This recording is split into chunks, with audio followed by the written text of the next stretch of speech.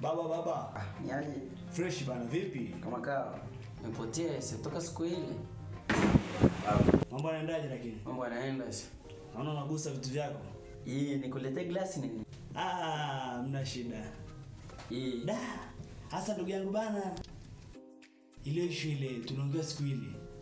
Ile yule mtoto Naira bana. Okay. Hasa yule mtoto bana. Nimefikiria.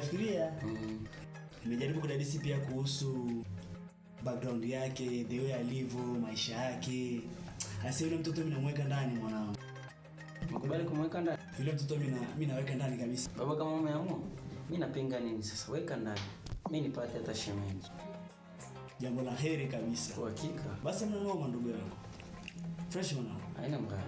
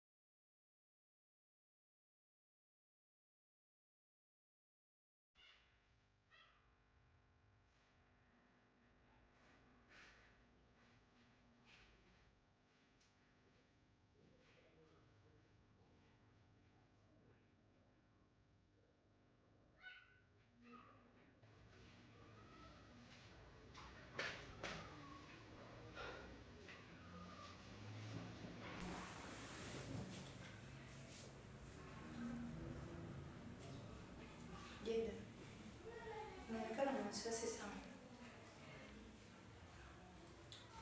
Kuna jambo nalifikiria tu. Jambo gani? Nafikiria tu kuhusu maisha yangu. Jeda, usione haya. Ilianza chini kuliko hapa. Nina ndoto Naira. Na ndoto kubwa sana. Lakini binafsi sina mengi sana ya kuahidi, ila na kuahidi nitapambana kwa bidii sana kwa ajili ya maisha yetu ya kesho. Nakuamini Jeda. Naamini Mwenyezi Mungu atakupambania na utafanikiwa. Naamini hivyo pia Naira. Nafurahi sana pia kwa maneno mazuri unaonipa pia. Basi Mwenyezi Mungu atakupambania.